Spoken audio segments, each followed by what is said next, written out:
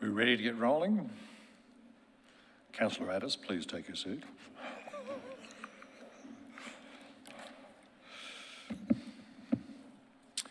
Well, welcome everyone to tonight's meeting of the Urban Planning Delegated Committee.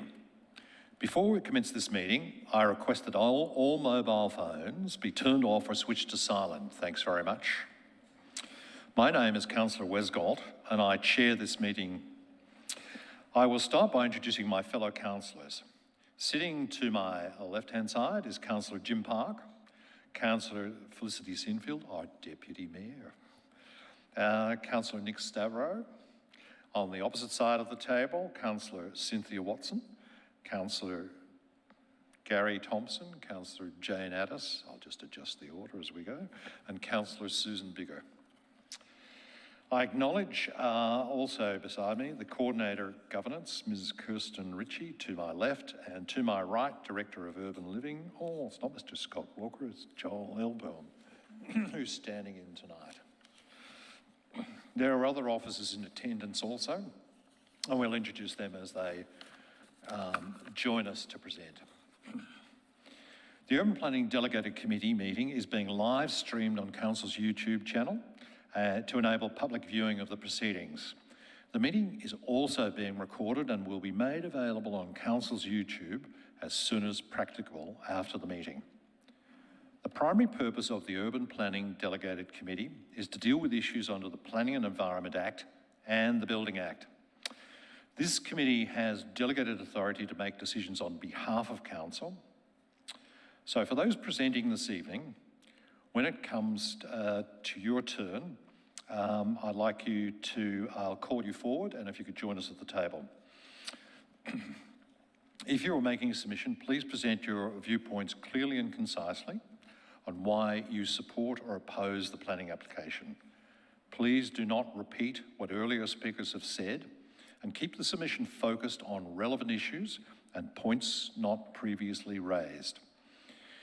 If you are opposed to the planning application, please tell the committee why you disagree, and you might like to suggest alternative approaches that could satisfy your concerns. Please focus on your concerns rather than matters of history or details of the officer's report. There is a strict limit of 3 minutes on each speaker. This includes councillors. And whilst I chair this meeting and can vary that time, I seldom do. At the 2.5 minute mark, I will ring a bell, and which indicates you have 30 seconds left to finish your submission. For those in the gallery this evening, I would like to take this opportunity to remind you and to extend due courtesy and respect to each other and to the committee in general. This includes remaining quiet while others are addressing the meeting and not disrupting the decision-making process of the committee. And just to finish, I would like to encourage all submitters, officers and councillors to speak directly into the microphone. This will ensure that everyone can clearly hear the discussion. Moving to apologies. Ms Ritchie, are there any apologies for this evening? Thank you, and through you, Chair, there are 3 apologies for this evening's meeting: Councillor Hollingsworth, Councillor Gillies and Councillor Franco. Thank you. We'll now move to adoption of the previous meeting's minutes, the meeting held on the 3rd of June. Can I please have a motion to adopt and confirm these minutes? Councillor Sinfield. So moved, Chair. Do I have a seconder? Susan Bigger. Councillor Bigger, you got in first, I think. Yes, happy to say. Is there anyone opposed? No one opposed. All of those in favour? No one against? Terrific. I confirm the motion is carried. We'll now move to declaration of conflicts of interest. Councillors and council officers, are there any conflicts of interest that you may wish to shadow for matters in tonight's agenda? All clear. Terrific. We'll now move to the main body of the meeting.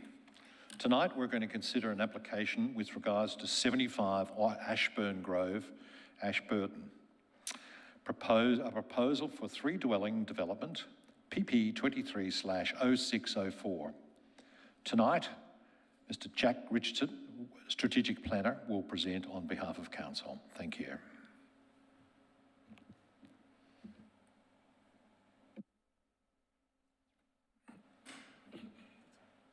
Thank you, and through you, Mr. Chair.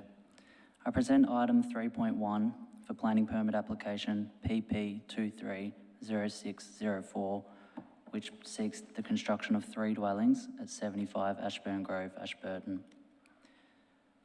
Key aspects of the proposal include construction of 3 double-storey dwellings. Dwellings 1 and 3 contain 4 bedrooms, whilst dwelling 2 contains 3 bedrooms. Council received 21 objections in response to public notification. The proposed development responds positively to the applicable planning controls, including the zone, neighbourhood character policy, and res code.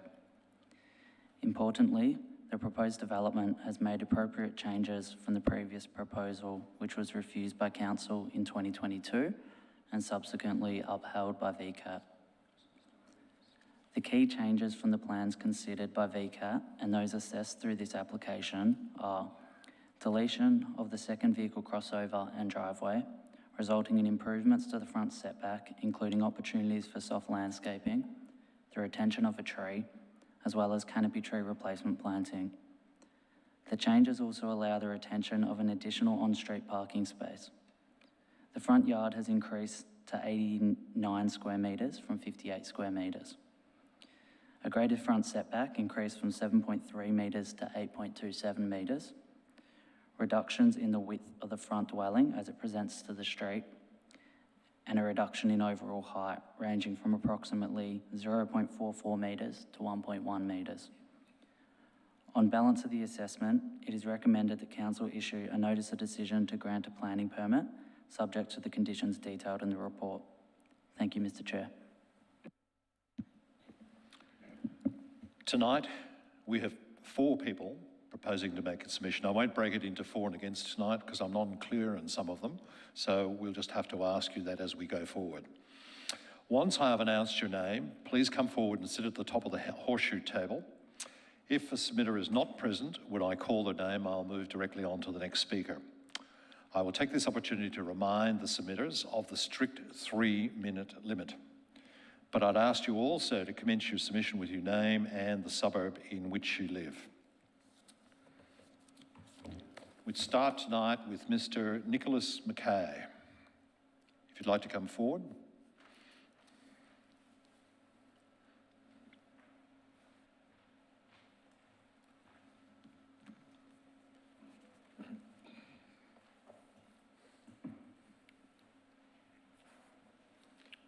I'd like to start with your name and suburb. Thanks very much.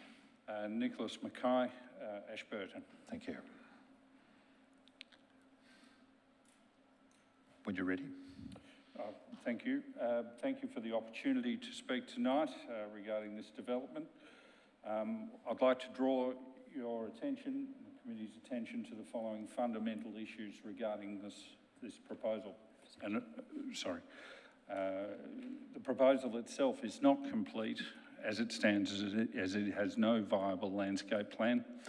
And this is required for the process and consideration to be undertaken. We note that the developer's current landscape plan has been rejected by planning within the council. The proposal plans lack detail and accuracy in many key areas: tank sizes, shed sizes, external finishes, air conditioning units, energy efficiency measures, and more. We note the current proposal has no substantial changes to the plans previously rejected by the council and upheld by VCAT, except for the removal of the second crossover and 1 bedroom from Unit 2. In all other instances, proposed changes are minor, negligible, or in the case of many of the pronounced changes, simply non-existent. We advise Council of many inconsistencies in the plans as submitted, claimed reductions in heights, floor levels, and several other areas which are simply not present. We draw your attention to the supposed red line, quoted from the changes of the previous plans to accommodate change requests by the council. In many instances, these red lines are simply not true and therefore misleading. A simple plan comparison from the previous plan submitted to the current plans demonstrate this amply. We note Council's previous reasons for permit rejection, and we contend that the continuous mass issue has not been alleviated and remains a continuous mass. The landscaping plan is not accepted, therefore does not exist. A domination of this development remains in play, contrary to the preferred neighbourhood character. We note VCAT's reasons for upholding the refusal as remaining in play, and they include the development will not respond to the preferred character of the precinct. The proposal cannot protect the leafy feel of the area as we don't have a landscaping plan. The development will continue to be too bulky and visually dominant as changes to height setbacks, where present, are minimal at best. The southern driveway against the fence will result in poor internal streetscape and significant driveway noise. Fundamentally, VCAT concluded that the proposal is a poor example of attempting to squeeze too much development into too small a parcel of land. Mr. Mackay, can I get you to wrap up your presentation very quickly? Thank you. With too little space for acceptable landscape response. The budget of $1 million is simply insufficient, guarantees a poor quality outcome, can only result in substandard development contrary to the existing neighbourhood standards. Thank you. Thank you. Councillors, are there any questions of this submitter? Councillor Addis. Thanks, Chair. Thanks, Mr. Mackay. I'm looking at the picture of the plans with the red lines on them, and you're saying they're not true or inaccurate? Could Correct. you clarify that for me, or just give me an example where Yes, I can. These are the plans from the previous submission in April. Last year in November. And they have the heights of the buildings. 2 out of 3 haven't changed. Yet according to the new submission, the heights have changed on all of them. And it's simply a matter of reading the numbers, X millimetres, this is what it was, this is what it is proposed. How come the lines moved? can I just clarify? Thanks. So not the floor plan, not the outline of the buildings, or? Councillor, it was just an example. The outlines have changed, so the plan as well as the side elevations. But you're saying the red line plan is not accurate on the footprint plans? Footprint and elevations, yes. So looking down and looking across. Okay, I might get the officers to clarify that later. Thank you. Thanks. There are no more questions, Mr. Mackay. If you'd like to resume your seat in the gallery, thanks very much.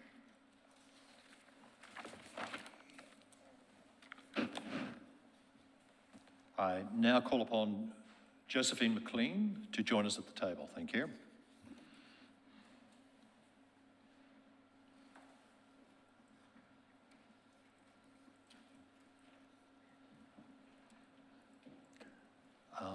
Might be better if you go to the next seat over. No, this way. Thank you. Yes, thank you. My name's Josephine McLean. I live in Murrumbina. I'm the owner of Unit 373 Ashburn Grove. My issues concern with the new plans. There are not 3 garages, as Councillor suggested. There are 2 garages and a carport. And the carport is adjacent to Unit 2 in our development, and its noise will no doubt be heard in Unit 2 and Unit 3. So that is something that has not been mentioned by me either previously or anyone else. I have an issue that none of the plans have ever shown our west-facing window, which looks down the driveway of 73, and will look down on all of the developments, regardless of the current separations that have been provided. And we will see a lot of visual mass, even with that ensuite removed. We will not see any break in building, so we will see a lot of mass, very little greenery, only our own. And I'm concerned about our own because building is going to require excavation within 1 metre of our boundary. So I'm quite worried that the greenery we have on our boundary might be in jeopardy. I'm also got an issue with what Nick said about red lines. I put new plans on transparencies, match the old and the new. And what he said is quite correct. The red lines that indicate changes are not in fact occurring in the plans. They are a fallacy. That occurs for footprint on the plot, for transects across north to south of the building envelope. It's true for setbacks, it's true for, I've got heaps of them, thank you. It's true for what he said, basically little change in the plans, minimal changes have been made. Tiny setbacks. Now, I did send something to council prior to this meeting, which was just a sample where I went through using the transparencies and decided that red lines were a joke. So I'm sorry I've only brought one or so with me today. I'm also concerned that in council's proposal, Unit 3, Bedroom 3 and Unit 2, Bedroom 3 of the proposal are now proposed to have screens, which is great, but that's an oblique angle and a short distance, so that'll be good amenity for the people living in the new unit, but we're not being afforded that. Our bedroom, that's never shown in their plans, looking down our west-facing bedroom, looking down the drive, is a closer distance to some of the Unit 3 windows that are north-facing. And so we have the same oblique angle, but we're not getting any screening. So I do appreciate on that note the screening that council proposes for north-facing windows that look into our entire complex, and some of the landscaping changes, but I still have fears that it's an overall net loss of greenery because the plot is not big enough to support canopy trees. So, Ms McLean, could you move towards wrapping up fairly soon? Yes. Thanks very much. No, that's basically most of my points. I think it's still an overdevelopment. There's a huge amount of visual bulk and mass, and it's a further reduction in our amenity following two-storey townhouses behind us a couple of years ago. So thank you for hearing me out. Councillor Thompson, you've got a question. Question. Yeah, thank you, Ms McLean, for your presentation. You mentioned the red lines are fallacy, and you just mentioned that you've prepared that document and overlaid it. Can you explain to me just roughly where the issues are?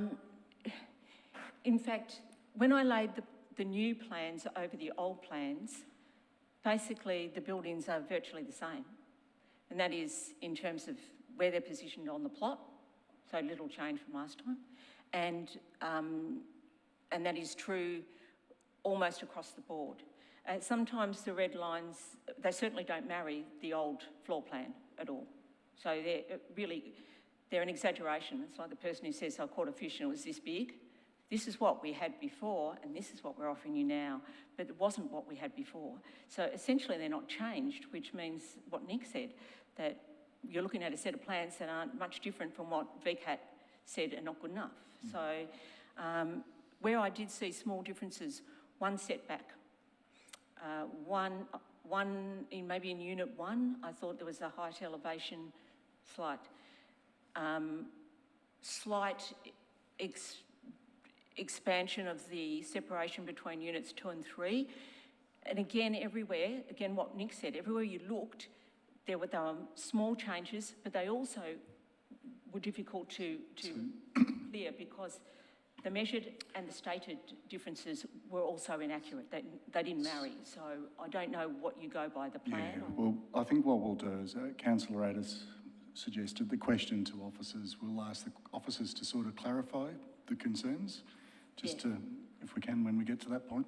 And I certainly did present a sample of it. I randomly took elevations to show the red lines weren't true for that. And Jack should have a copy of that, but I can certainly provide that again. I didn't go through the whole process because it's basically boring to keep going. Essentially, they are much the same as last time, yeah.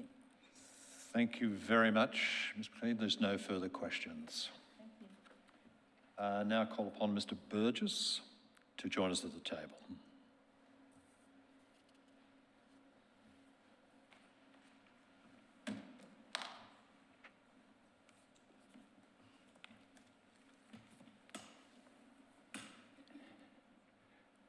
I represent my daughter who lives directly behind the property at 20B Ambulance Street.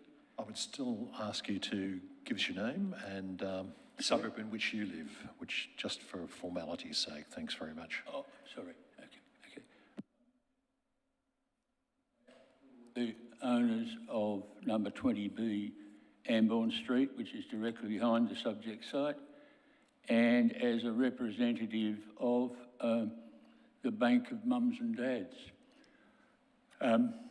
My concern in this matter is not necessarily specific components of the application, but I'm concerned about the accuracy of the recommendations that have been made under the suggested NOD that could emanate from this committee.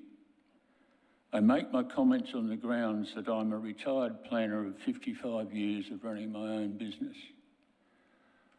And my issues here are that the suggested NOD, which under normal circumstances my experience would suggest would emanate from this committee under normal circumstances, but it is incomplete.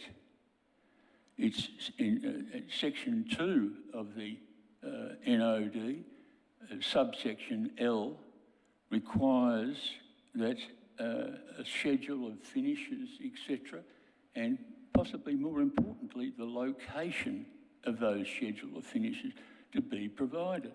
They're not provided, and they should be provided, and they should be part of the submission that's been made by the applicant, not after the fact, and not part of an NOD. The same argument can be put for sections 3 and 4. 3 being the landscaping requirements. There's been 2 landscaping plans produced on this. Both have obviously been rejected and a new one is being sought. Similarly with the tree maintenance, tree protection means. And what it means here is that if an NOD is issued, all the potential objectors and their appeal rights are in jeopardy. And the reason they're in jeopardy is that your documentation states that if an objector wishes to take this matter to appeal, if an NOD is issued, as it's suggested, then they have 28 days to lodge an appeal with VCAT. The applicant's position is marginally more. They have 60 days to lodge an appeal. I put to the committee the argument that an applicant can easily overcome and circumvent the appeal rights of objectors by not making the submission under the DON requirements of 2, 3 and 4 until after 28 days.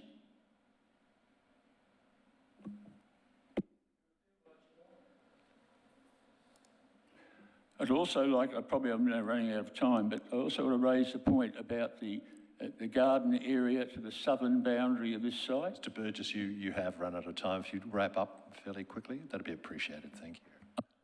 You have run out of time. If you'd wrap up fairly promptly, that'd be great. The prior appeal in 6 of the 6 sections of that appeal, I've listed them if you want to know what they are, indicate the importance of having a garden along the southern boundary of this site to stop the barrel effect of noise pollution from the driveway. Thank you, Mr. Burgess. That's great.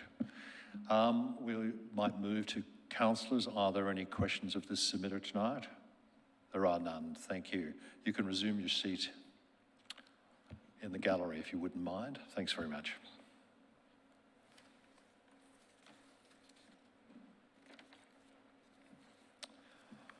I now call upon Rebecca Mayo. If you'd come forward.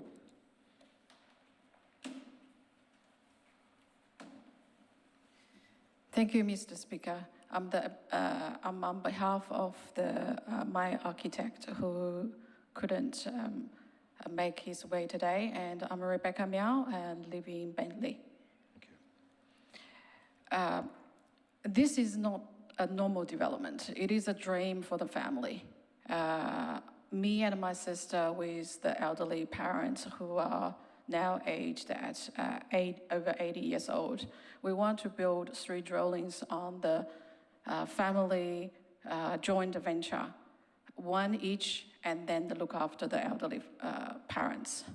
We've been submitting and then discuss with the City of Boroondara Planning Department for over last 5 years and come this far. I reckon this is probably the hardest job I have done in my life. As a regular rates payer, we fought every front to live and then to look after the elderly parents. And I see our submissions to this stage have obeyed all the rest code, all the regulation in the planning, all the local planning laws, and our responsible assessment officer, Jack, has made planting conditions attached to it to support our conditions. So I would like to urge you guys to consider the conditions attached and to consider the past 5 years efforts that made and to support our application. Thank you. Thank you. We have some questions. Councillor Stavro. Thank you, Chair. Thank you for your presentation, Ms Mayor. I just was interested, you've heard the objectors mention that there are some inaccuracies or some lack of completion in the plans. Are you aware that there are any of those? Would you be saying yes or no to that? The red lines that previously Jack has actually checked with my architect, and the response from my architect is the red line is accurate, represented from the computerized drawing from one draft to the other. And I know I'm totally amateur in terms of the architecture, but I would trust my architect to do the right job, and he confirmed that all the information provided was accurate. I guess what you're saying to me is that you're not sure whether they are accurate or not. No, what I'm saying is I relied on the architect to provide those accurate information, and he confirmed he has provided the accurate information to the City Council submission. Okay, thank you. Obviously, the officers are going to make a comment on that, but I just wanted to know your opinion on that. Thank you. Sure. Thank you. Thank you. Councillor Thompson. Thank you for your presentation. Excuse me. Officers have obviously in their report highlighted a number of conditions, and some of the objectors have spoken about these with regards to landscape along the driveway, those sorts of things. Are you in full acceptance of the council officers' conditions that are noted in the report? In relation to the landscaping? All conditions, every condition that the officers have put down, are you accepting of those? We are. Although some conditions we feel have altered our initial architectural initiative, but in order to get the permits through and then settle for the generation dream, and then we can accept those conditions. So whilst you may not agree with them, you accept them? That's right. Okay. Thanks, Chair. Thanks very much. That completes the questions. Thank you for your presentation. If you could return to the gallery. There are no more submissions tonight. I will now return to the officers for matters arising.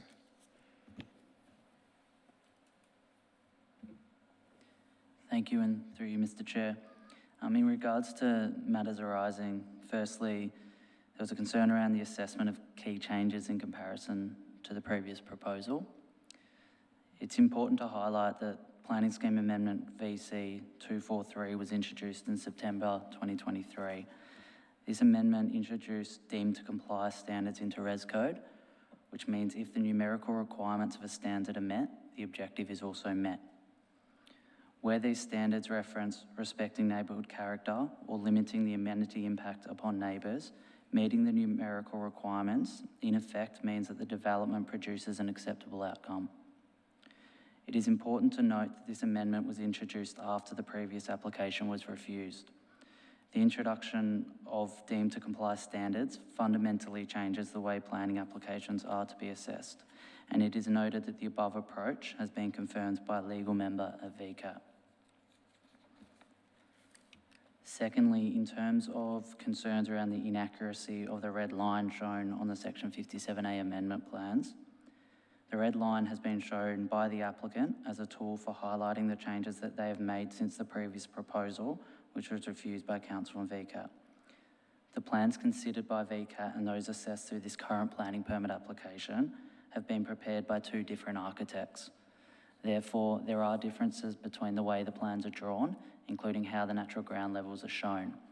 However, Council's officers understand the red line to be accurate with expected tolerances and that it is fit for purpose, being a high-level comparison tool.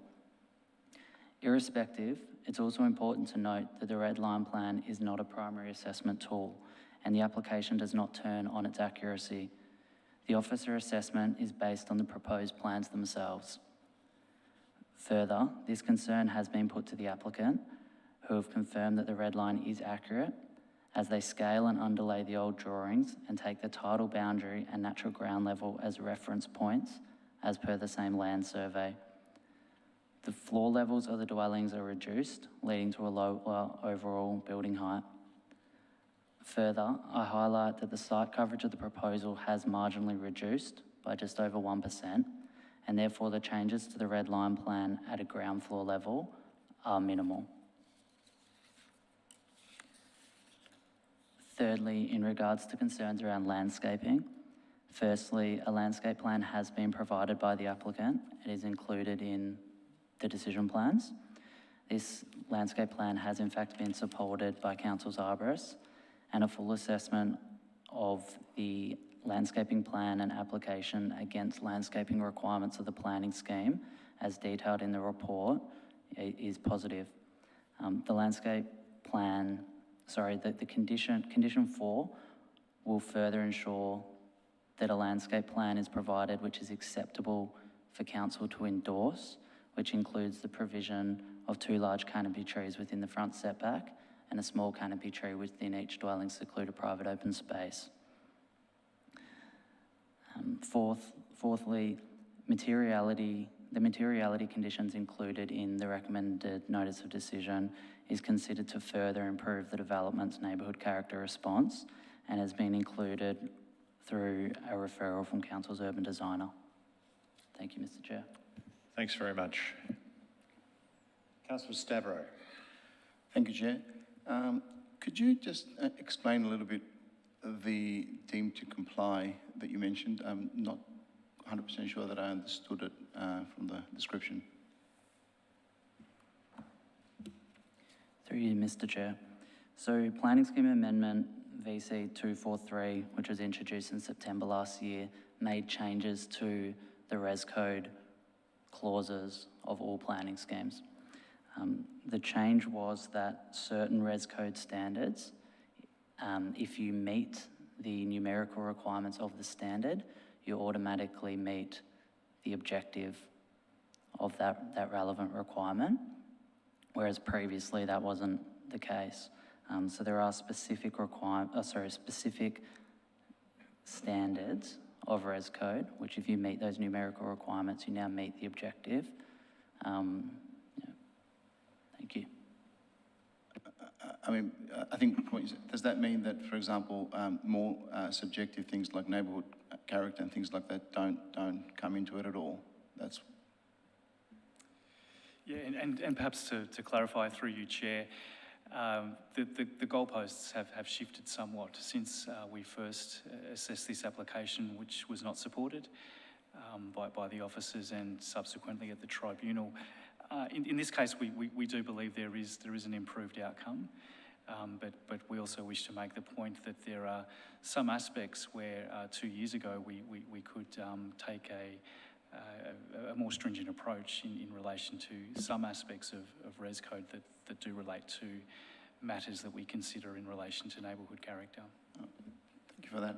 My subsequent question is that as part of the paper before us this evening, there is one of the conditions says that before the development starts, amended plans must be submitted to the satisfaction of the relevant authority, responsible authority.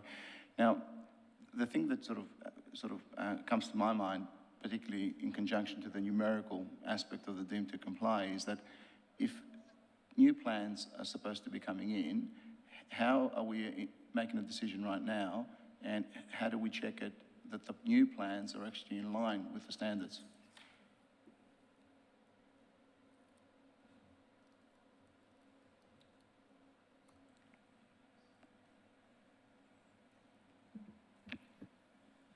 Through you, Mr. Chair. Councillor, in terms of the amended plans under Condition 2 that come in for assessment subsequent to any approval that's issued this evening in the form of a permit, the development itself won't change except for those discrete changes that are required by those conditions. In other words, the footprint, the building envelope, the site coverage, all of those things which have already been assessed wouldn't change as part of a resubmission of additional plans under Condition 2. Thank you for that. Thank you, Councillor Stavro. Councillor Thompson. Thanks again for the officers. I might just recap on a couple of questions so that I'm just completely clear. A number of objectives have outlined that the red line being reflective of the previous VCAT set of plans. My question here is, are we assessing on a red line, or are we assessing based on figured dimensions to the proposed plan? What's the tool that officers are using to make an assessment on this plan? Through you, Mr. Chair. Council's full assessment an officer's full assessment has been based on the decision plans. So the Section 57A amendment plans that were submitted with the application. The red line was provided by the applicant as a tool to show the changes that they've made since the VCAT decision. However, we did not make an assessment of that red line. So whether, if I can follow up, whether that red line's there or not, that would not change the view of officers? If the red line wasn't shown on the plan, our assessment would remain as it currently is. Okay, yeah. Thank you. A couple of other questions from Mr. Burgess, who presented, obviously being a retired planner, indicated that the conditions were left wanting because they require further submissions to come back, and sort of follows up from what Councillor Stavro. What does the process look like? Is that a secondary amendment that is considered from an officer's, or you actually you don't issue the full permit until those conditions are met? Through you, Mr. Chair. The resubmission of plans under Condition 2 is an internal process to Council, and the assessment is done to council officers' satisfaction. In other words, it's not a full, fresh application that requires re-notification of the application to adjoining properties. It is an internal process to officers' satisfaction. And is there any measure to assist councillors in the community? How definitive is the requirement that sits under your delegation versus it coming back to the chamber for council to make a decision? What's that threshold?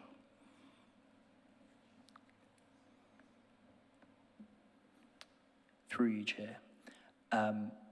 The assessment is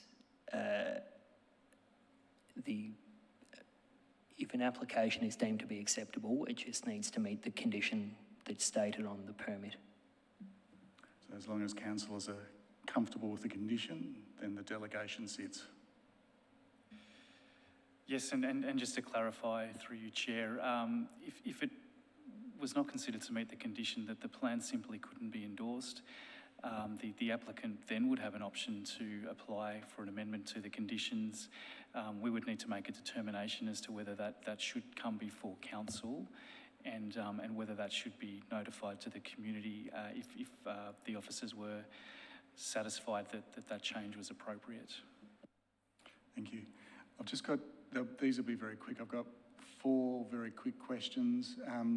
In the officer's report, there was a response to objections. One of those relates to the first floor northern wall setback. Has that been conditioned? Through you, Mr. Chair. There is a condition included in the recommended notice of decision for the first floor of dwelling 1 to be set back further from the boundary to comply with standard B17. In all other locations, the proposed development is compliant with that standard. And there was another comment from residents with regards to over bonnet storage. Is there a condition in the report for that? through you, Chair, yes, condition 2B is included in the recommended notice of decision, that over bonnet storage complies with the design standards of clause 5206. So to that end, obviously the conditions that are recommended for us to consider bring into compliance effectively the deemed to satisfy requirements of this application. Is that correct? Through you, Mr. Chair. Yes, that's correct. Through the inclusion of the recommended conditions, the proposed development would be fully compliant with clause 55 of the Burundara planning scheme, with the exception of standard B28, which is a private open space requirement. In terms of this standard, there is a minor variation of dwelling 2 secluded private open space. And that's been addressed with the greater canopy tree planting. Through you, Chair, yes, there is a requirement that a small canopy tree is located within the secluded private open space of dwelling 2. The non-compliance, there is a requirement under that standard that each dwelling has at least 40 square metres of private open space. The dwelling achieves that. The non-compliance is where the standard requires 25 square metres of secluded private open space at a minimum dimension of 3 metres. The plans show a secluded private open space of 24.4 square metres roughly. Council's officers and our arborists believe that that secluded private open space is still sufficient for that small tree to thrive. Thank you. And my last final question is, absent of councillors choosing whether they like this development or not, are there any grounds from an officer's perspective that they feel is left wanting that could warrant a refusal?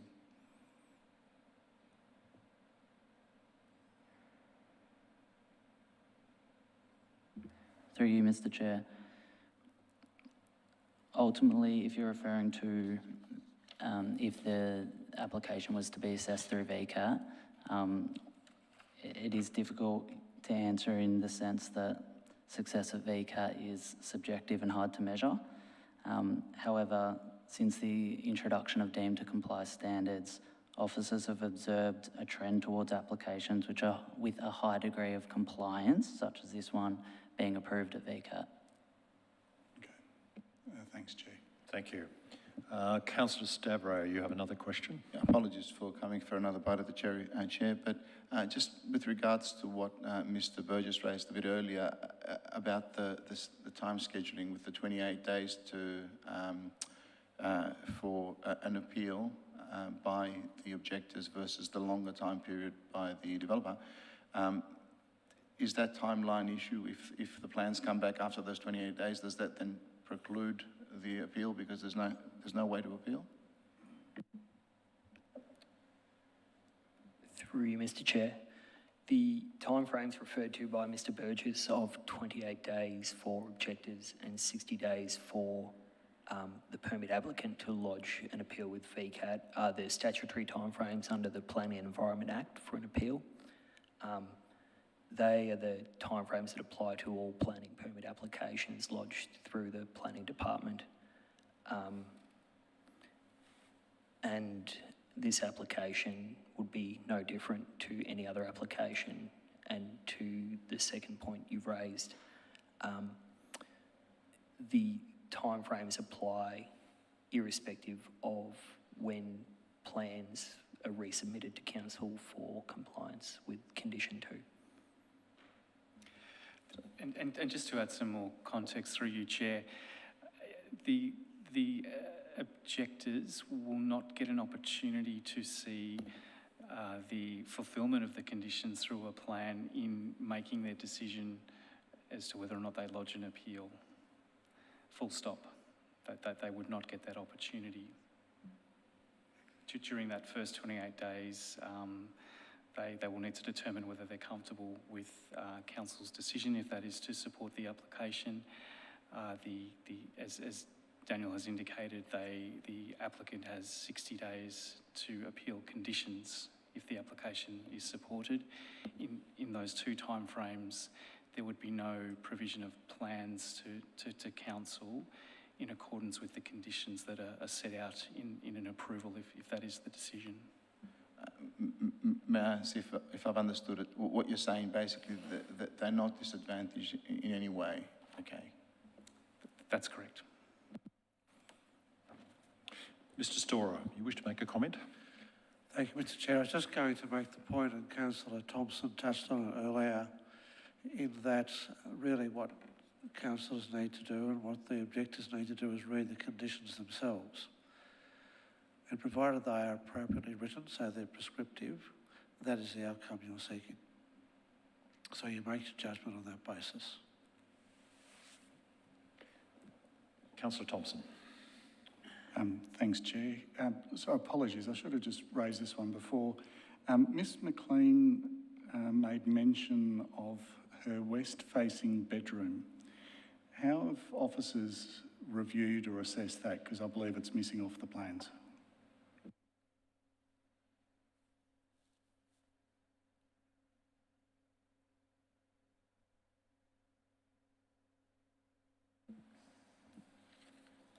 Through you, Chair. I might just ask a question of clarification. Was that in relation to the west-facing bedroom window on the neighbouring site? Yes, I believe the dwelling was Unit 3, number 73, so the rear north-eastern unit of the adjoining property.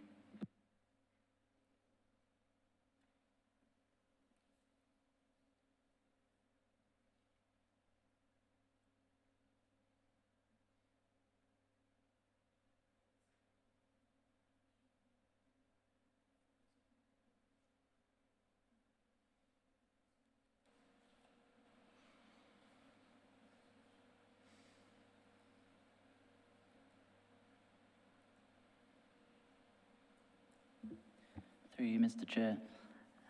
In terms of it being a west-facing neighbouring window, in the location stated, there wouldn't be any concern from an officer point of view in terms of the requirements of the planning scheme with there being a window in that location in regards to the proposal as it stands. However, we're not aware of there being an error on the plans. Can I be a little, or ask officers to be a little bit more specific, because I think it relates to overlooking of a habitable space?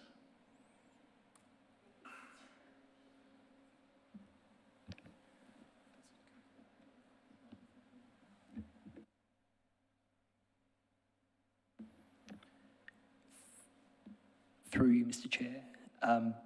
Officers have assessed the application as being fully compliant with the overlooking standard of Res Code. However,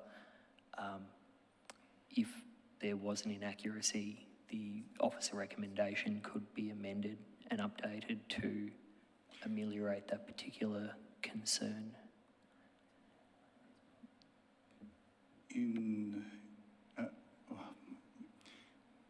we defer to officers for interpretation of what's accurate on site. We've just heard from a resident. So for us to consider whether an additional clause needs to go in, that needs to be a recommendation from officers as to whether or not it's accurate and it warrants it.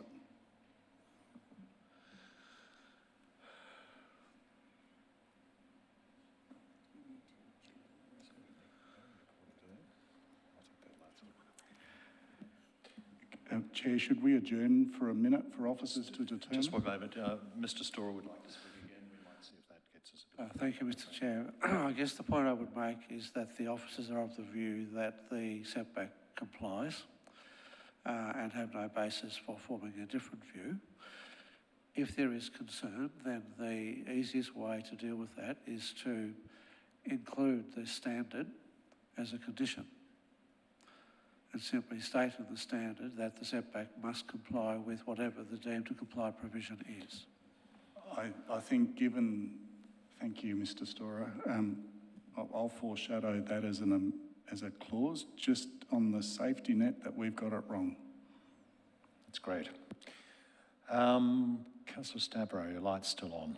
Thank you, Mr. Chair. And to the point that the CEO made a bit earlier, just on the conditions, having read the conditions, would I be right in thinking that the conditions that have been imposed, even if there are minor changes that the deemed to comply wouldn't be, I guess, triggered, the conditions, as put in the report tonight, would ensure that all the compliance is being had?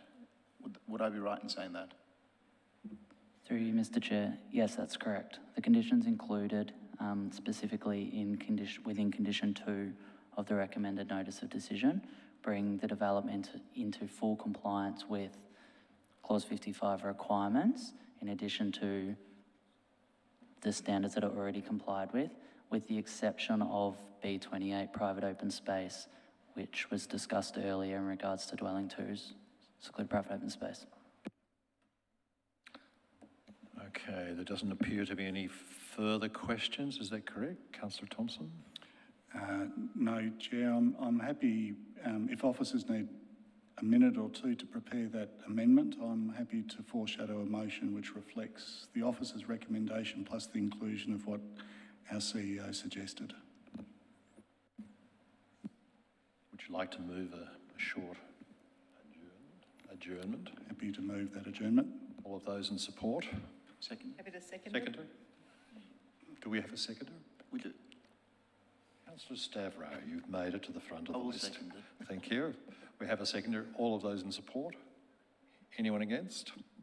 We have a short adjournment. Thank you. Councillor Sinfield. Happy to so move that, Chair. Do we have a seconder? Councillor Thompson. Very happy to second resumption. Thanks, Chair. Thanks very much. All of those in favour? Anyone opposed? The meeting is resumed. Councillor Thompson, we're about to get the motion up on the screen. Yes, as I foreshadowed, I've taken the opportunity to work with officers, and I have a motion which I'll talk to shortly, and then we might look for a seconder.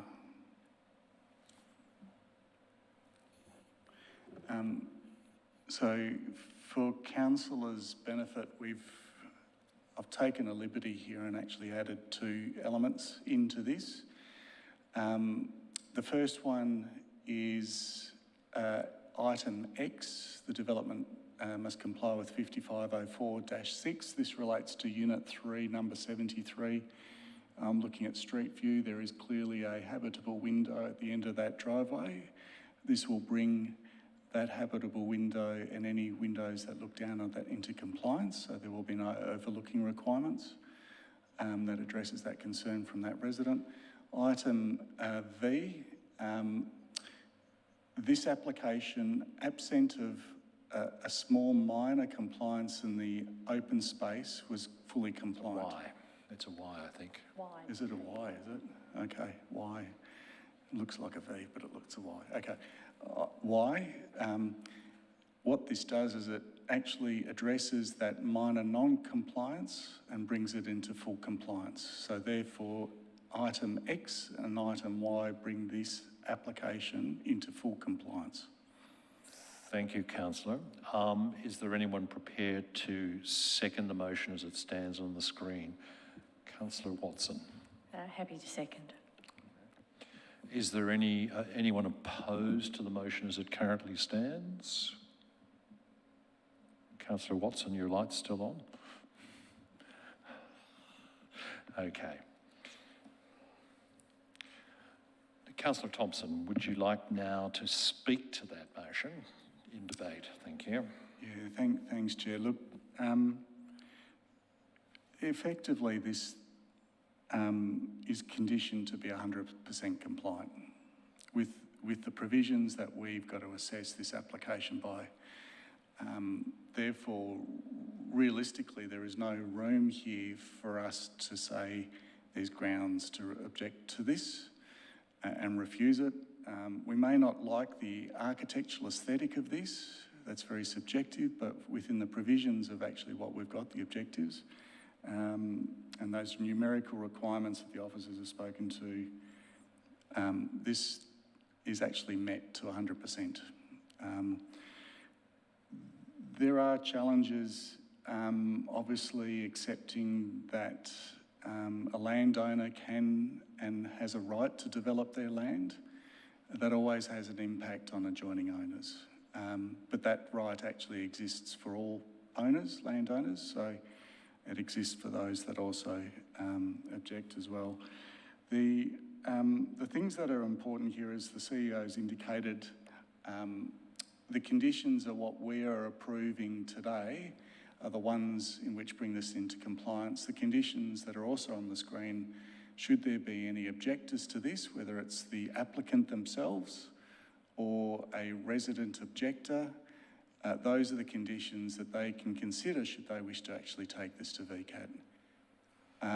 I cannot see, and I'm not a paraplanning legal expert here, but I cannot see anything in there that would actually say that VCAT would overturn council's position because it is in full compliance. And I've got to be honest with our residents, I don't want to give them false hope that we can actually prove something at VCAT and find ourselves with an application that doesn't have the protection of all of those conditions there. That's just giving false hope when we shouldn't do that. So I'd encourage my council officers to support this. Councillors, not council officers. I don't want officers can agree with it, but councillors, if you can support this, I'd be greatly appreciative. Thank you. As this motion's unopposed tonight, I'm not of a mind to have other speakers and unless anyone's hopping up and down their seat to make a comment, a quick comment. Chair, I don't seek to make a comment as it pertains to the debate, but I do just want to draw to attention, just in case it's an oversight of Councillor Thompson, by having the address in clause X of Unit 3 of 73 Ashburn Grove, it may be interpreted to exclude other neighbouring properties instead of just simply trying to achieve compliance with Standard B22 overall as it relates to all neighbouring properties. Look, I'll take that as a valid comment. I'm not sure what officers' views are on that. And if it I could make a suggestion that just to take it back to, it could go into brackets and read particularly as it relates to 3 of 73 Ashburn Grove. Therefore, it wouldn't exclude the other neighbouring properties, but still calls it out to respond to the neighbouring residents' concern.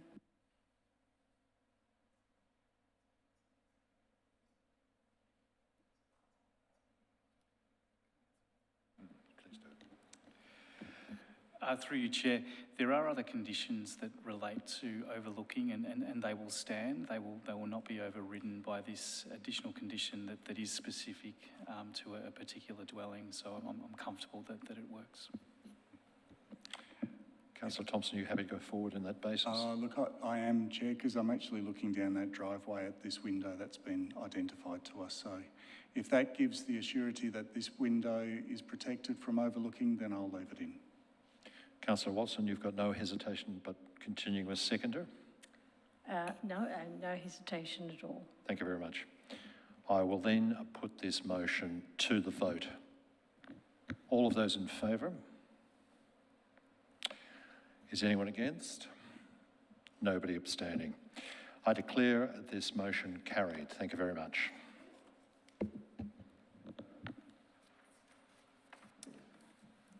We will now move on to item 4 on the agenda, general business. Has any councillor got any item of general business tonight? I might, if I may, just bring up an item of general business. As we all know, we enjoyed the King's birthday recently, and as part of the honours, Carolyn Ingverson received the Order of Australia, a medal for the Order of Australia, for services to conservation and the community of Boroondara. I believe this is well deserved and probably overdue. This means that now both the Chair and Deputy Chair of Electrify Boroondara have had royal recognition. Chair, it is a planning meeting. It's not a council meeting. That's why I said, could I make it? Okay. My apologies. I've been told to leave it to a council meeting. It is general business after all. General planning businesses. Delegated committee. Okay. My apologies. I'll hold that for the next council meeting. Yes, I will. Thank you. Urgent business. Chair, just before you skip to urgent business, one very quick general business item, please, for me. Yep. Councillors, obviously the state government's released their draft housing target fact sheet and information as of yesterday. It highlights that by 2051, Boroondara Council, which has currently 74,000 approximately properties, needs to increase by 90% in the number of dwellings, which is a total of 67,000 additional dwellings by 2051. I'll just make note that that's been tabled, but I'd ask that officers maybe organise a time for a councillor briefing so we can discuss this further. So was that, just to query that, was that 90%, did I hear? A 90% increase on the number of properties that are currently in the city of Boroondara. Oh, thank you, Councillor Thompson. Are there any other items of urgent business? Any items of confidential business? There being none, I'll now move to close the meeting. Before I close the meeting, I want to thank all of you who have joined us this evening. I declare the Urban Planning Delegated Committee meeting closed. Thank you.